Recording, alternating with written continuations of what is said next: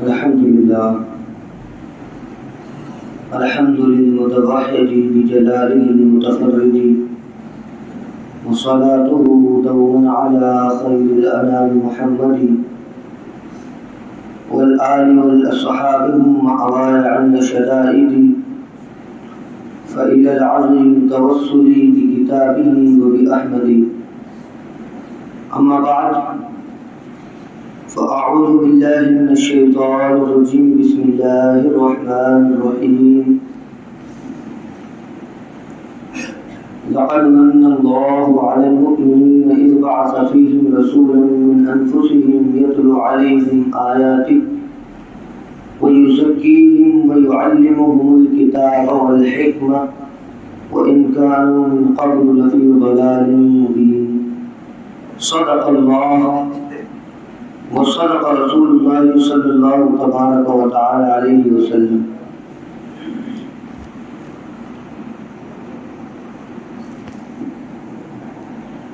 آج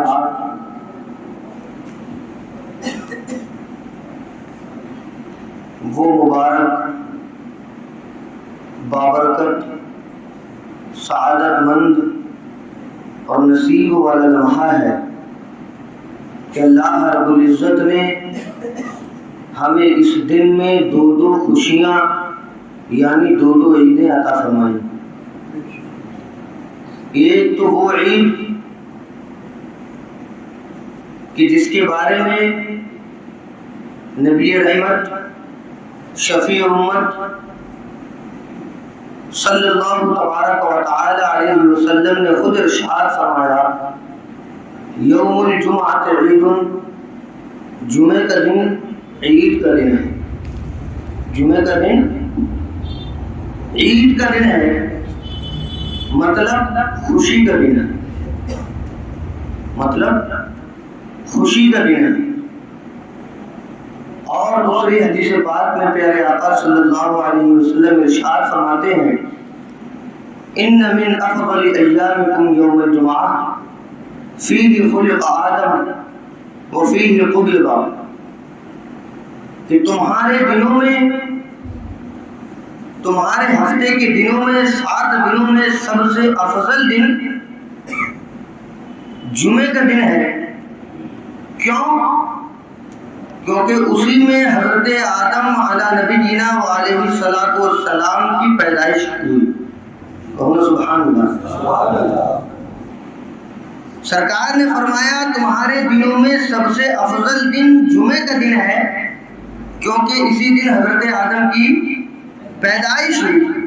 پیدائش ہی کو عربی میں میلاد کہا جاتا ہے. میلاد کوئی بہت ہوا نہیں ہے. میلاد کوئی ہوا نہیں ہے کہ میلاد کہاں سے ثابت ہو. بھیا پیدائش کو میلاد کہا جاتا ہے. آپ میلاد مت مانو، پیدائش مان لو. آپ میلاد کی خوشی مت مناؤ، پیدائش کی خوشی منا لو. نارمل بات ہے، صرف زبان کا ہیر پھیر ہے. کہیں پر پانی کو پانی کہا جاتا ہے تو وہیں آپ یوروپ میں چلے جائیں تو اسی پانی کو واٹر کہا جاتا ہے. آپ عرب میں چلے جائیں تو اسی پانی کو مائع اور موئے کہا جاتا ہے. آپ دیگر جگہوں پر جائیں گے تو اسی پانی کو آب کہا جاتا ہے. تو پانی تو وہی ہے. ایک ہی پانی کے ہزاروں نام ہو سکتے ہیں، تو ایک ہی خوشی کے الگ الگ زبانوں میں الگ الگ نام کیوں نہیں ہو سکتے؟ آج ہم یہاں پر ہندوستان کی سرزمین پر، ہندوستان کی راجدھانی دلی کے کونے میں مسجد سرکار کلا میں بیٹھ کر کے اس نبی رحمت صلی اللہ علیہ وسلم کی پیدائش کا ذکر کر رہے ہیں. تو ہم صرف اس ذکر کرنے میں اکیلے نہیں ہیں، بلکہ اسی وقت میں دنیا کے دوسرے علاقوں میں، عرب کنٹریز میں، ساؤتھ میں، ایشیا میں، جاپان میں، چین میں، پوری دنیا کا کوئی ایک ملک ایسا نہیں ہے الحمدللہ جہاں پر عید میلاد النبی کے جلسے اور جلوس نہ نکالے جاتے. اور جسے یقین نہ آئے تو شنیدہ کے بہت مانندہ دیدہ اپنی آنکھوں سے وہ سوشل میڈیا دیکھ سکتا ہے. آپ کو جہاں ہزاروں غلط چیزیں یوٹیوب پر دیکھتے ہیں، اپنے ایمان اور عقیدے کو بچانے کے لیے بھی بہت سی چیزیں دیکھی اور سنی جا سکتی ہیں۔ آپ یوٹیوب پر جائیے اور ڈالیے جلوس یا عید میلاد النبی سیلیبریشن ان دا ورلڈ، پوری دنیا کی جتنی کنٹریز ہیں اس میں آپ کو ویڈیو کے ساتھ دکھایا جائے گا کہ یمن میں نبی پاک صلی اللہ علیہ وسلم کی میلاد کا تذکرہ موجود ہے، ایران میں موجود ہے، عراق میں موجود ہے، شام میں موجود ہے، لیبیا میں موجود ہے، ترکی میں موجود ہے، پاکستان میں موجود ہے، ہندوستان میں موجود ہے، بنگلہ دیش اور نیپال میں موجود ہے، چین اور جاپان میں موجود ہے۔ اور سبحان اللہ، کچھ لوگ کہتے ہیں کہ میلاد کہاں لکھا ہے، تو جناب میلاد جو ہے وہ سنیوں کی قسمت میں اللہ رب العزت نے لکھا ہے۔ یہ حقیقت ہے، کوئی جملہ نہیں ہے، حقیقت بات ہے کہ یہ تو جناب جملہ ہے، جملہ نہیں ہے، حقیقت ریئلٹی ہے۔ کیوں؟ کیونکہ نبی پاک صلی اللہ علیہ وسلم کی بارگاہ میں، سبحان اللہ کیا بارگاہ ہے، حضور کی بارگاہ میں حضرت عروہ بن مسعود حالت کفر میں تھے، حالت کفر میں تھے، ایمان والے نہیں تھے، صحابی نہیں تھے، حاضر ہوئے سرکار کی بارگاہ میں۔ صلح حدیبیہ کے موقع پر کفار مکہ نے ان کو اپنا سفیر بنا کر، اپنا رازدار بنا کر اپنی طرف سے اپوائنٹ کر کے بھیجا، مقرر کر کے بھیجا کہ آپ جائیے اور نبی پاک صلی اللہ علیہ وسلم سے معاہدہ کیجئے کہ صلح حدیبیہ آپ فرمائیں۔ تو صلح حدیبیہ کرنے کے لیے جب حضرت عروہ بن مسعود تشریف لائے تو حالت کفر میں تھے۔ نبی پاک صلی اللہ علیہ وسلم اور ان کے ارد گرد ہزاروں ہزار صحابہ اکرام کا جب انہوں نے مجلس اور محفل دیکھی تو اس مجلس اور اس محفل کو جب مکے میں لوٹ کر گئے حضرت عروہ بن مسعود تو فرماتے ہیں واللہ یا قوم لقد وفدت علی الملوک کیسر و کسرا، اے لوگوں سنو، میں عرب کا سب سے بڑا سفیر ہوں اور اتنا بڑا سفیر ہوں کہ ہرقل روم اور نجاشی اور کیسر و کسرا جو کہ اس وقت کی سپر پاور تھی، ان کے دربار میں بھی میں نے حاضری دی ہے، ان کے دربار میں میں نے حاضری دی ہے۔ دنیا کے سب سے بڑے بادشاہوں کو میں نے دیکھا ہے جن کے پاس ہزاروں ہزار نوکر اور چاکر لگے رہتے ہیں ان کی خدمت میں، لیکن سبحان اللہ حضرت عروہ بن مسعود رضی اللہ تعالی عنہ جو کہ اس وقت حالت کفر میں تھے بیان کرتے ہیں، اے لوگوں سنو، ما يعظم اصحابهم كما يعظم اصحاب محمد محمدا، اے لوگوں سنو، ان تمام دولت و ثروت کے باوجود جو کیسر و کسرا کے پاس موجود ہے، میں نے کیسر و کسرا کے رہنے والے لوگوں کو اپنے بادشاہ کا، اپنے فرما روا کا، اپنے آقا کا اتنا ادب کرتے ہوئے نہیں دیکھا جتنا ادب محمد رسول اللہ صلی اللہ علیہ وسلم کے صحابہ حضور پاک صلی اللہ علیہ وسلم کا کیا کرتے تھے۔ آ رہی ہے بات سمجھ میں؟ کیا کرتے تھے، لیکن وہ کیا کرتے تھے؟ صحابہ اکرام کیا کرتے تھے؟ سوال پیدا ہوتا ہے، ایک آدمی سوچتا ہے کہ صحابہ کیا کرتے تھے؟ تو اب سنیے، اس بات کو بھی حضرت عروہ بن مسعود نے خالی نہیں چھوڑا کہ ہمارے ذہن میں آ جائے ہاں کرتے ہوں گے، نہیں، بلکہ نبی پاک صلی اللہ علیہ وسلم کے صحابہ نے حضور پاک صلی اللہ علیہ وسلم کا وہ ادب کر کے دکھا دیا کہ رہتی دنیا تک مثال بن جائے کہ لوگوں، محبت کسی دلیل کی محتاج نہیں ہوتی، جب کسی سے محبت ہو جاتی ہے، جب کسی سے عقیدت ہو جاتی ہے تو انسان اس کے لیے ہر ممکنہ حد تک چلا جانے کی کوشش کرتا ہے اور ہر ممکن کام کر گزرنے کی کوشش کرتا ہے۔ پھر وہ دلیل نہیں پوچھتا، پھر وہ یہ نہیں دیکھتا کہ زمانہ کیا کہے گا، وہ یہ دیکھتا ہے کہ اس چیز میں میرا محبوب مجھ سے راضی ہوگا یا نہیں ہوگا، اس چیز میں میرے محبوب کی عزت ہوگی یا نہیں ہوگی، پھر یہ دیکھا جاتا ہے۔ کیا دیکھتے ہیں حضرت عروہ بن مسعود؟ وہ کہتے ہیں اے لوگوں سنو، تم نبی پاک صلی اللہ علیہ وسلم سے لڑائی کرنے کا خواب دیکھ رہے ہو، ان سے جنگ کرنا چاہتے ہو، ارے میں کہتا ہوں کہ اللہ کی قسم تم کبھی بھی ان سے جنگ میں جیت نہیں سکتے۔ کیوں؟ ما تنخما نخامتن الا وضع فی کف یدی فی کف رجلہ ودلکہ جلدہ۔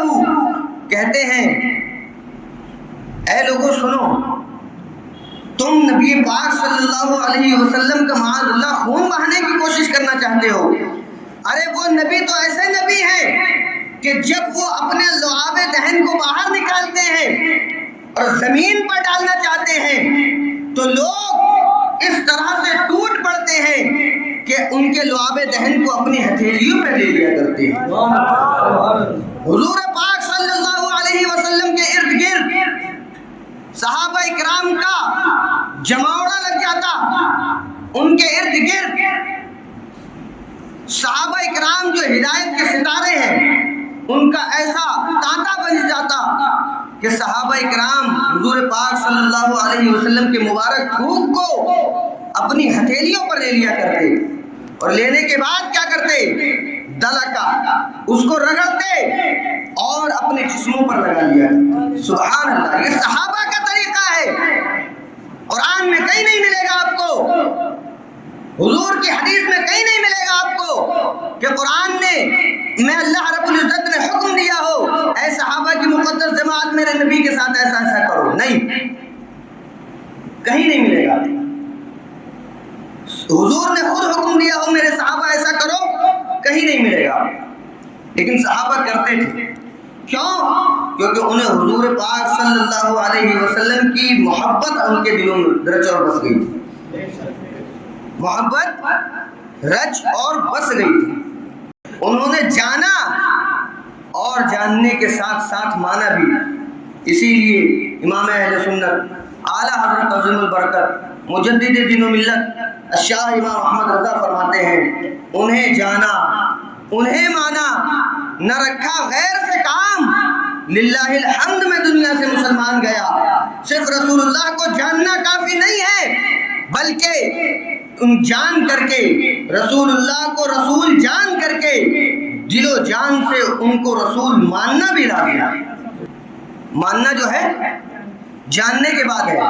پھر کہتے ہیں عروہ بن مسعود، اے لوگوں سنو، ایک آدمی جس کے ہاتھ پر وہ تھوک پڑا اس نے تو رگڑ لیا، لگا لیا، اب دوسرے صحابہ کیا کرتے؟ دوسرے صحابہ اکرام اس شخص کے ہاتھ پر اپنے ہاتھ کو رگڑ کر کے اپنے ہاتھ پر لگاتے، تیسرا شخص اس دوسرے کے ہاتھ پر، اور چوتھا شخص اس تیسرے کے ہاتھ پر، اسی طرح سے تمام لوگوں میں وہ تبرک تقسیم ہو جایا کرتا۔ میں نے اپنی آنکھوں سے دیکھا ہے۔ پھر کہتے ہیں کہ جب نبی پاک صلی اللہ علیہ وسلم کسی کام کو کرنے کا حکم دیتے ہیں کہ اے میرے صحابہ فلاں کام کرنا ہے، تو ایک آدمی اٹھ جائے، دو آدمی اٹھ جائیں، تین اٹھ جائیں، نہیں، تمام کے تمام صحابہ اکرام اٹھ کے دوڑ پڑتے تھے کہ اس کام کو جلدی سے جلدی میں کروں۔ اور کام کیا ہوتے تھے؟ سرکار کے کام کیا ہوتے تھے؟ وہ جنگوں کا دور تھا، اس وقت جب بات آتی تھی تو اپنی جان دینے کی بات آتی تھی، اس وقت جب بات آتی تھی تو اپنا مال دینے کی بات آتی تھی، اس وقت جب بات آتی تھی تو اپنی عزتوں کو قربان کر دینے کی بات آتی تھی۔ اسی لیے اعلیٰ حضرت فرماتے ہیں صحابہ اکرام کے عشق میں ڈھل کر اعلیٰ حضرت نے مقام حاصل کیا اور فرماتے ہیں یا رسول اللہ کروں تیرے نام پہ جاں فدا، نہ بس ایک جاں دو جہاں فدا، دو جہاں سے بھی نہیں جی بھرا، کروں کیا کروڑوں جہاں نہیں، اگر کروڑوں جہان بھی یا رسول اللہ آپ کی بارگاہ میں قربان کر دیے جائیں تو ان سے کچھ نہیں ہوگا۔ تو عشق والے محبت والے دلیل نہیں مانگا کرتے، اور دلیل اگر کوئی مانگے تو ہزاروں دلیلیں موجود ہیں، وہ اپنی جگہ پر ہیں، لیکن محبت خود اپنے آپ میں دلیل ہے۔ اب میں اپنی بات کا اختتام کرنا چاہوں گا اس شعر کے ساتھ۔ ان کے جلووں کی ضیاء کو 15 صدیاں ہو گئی، ان کے جلووں کی ضیاء روشنی، ان کے جلووں کی ضیاء کو 15 صدیاں ہو گئیں، آمدے خیر الورا کو 15 صدیاں ہو گئی۔ سبحان اللہ، اللہ کا احسان ہے کہ اس نے اپنے نبی کی میلاد کے 1500 سال کے بعد ہمیں زندگی عطا فرمائی، اور ہم یہ دعا کرتے ہیں کہ آنے والے 15,000 سال تک ہماری اولادیں رسول پاک صلی اللہ علیہ وسلم کی بارگاہ میں یہی کہتی اور گنگناتی رہیں، نثار تیری چہل پہل پر ہزاروں عید ربیع الاول، سوائے ابلیس کے جہاں میں سبھی تو خوشیاں منا رہے ہیں۔ وآخر دعوانا ان الحمد للہ رب العالمین۔ السلام علیکم۔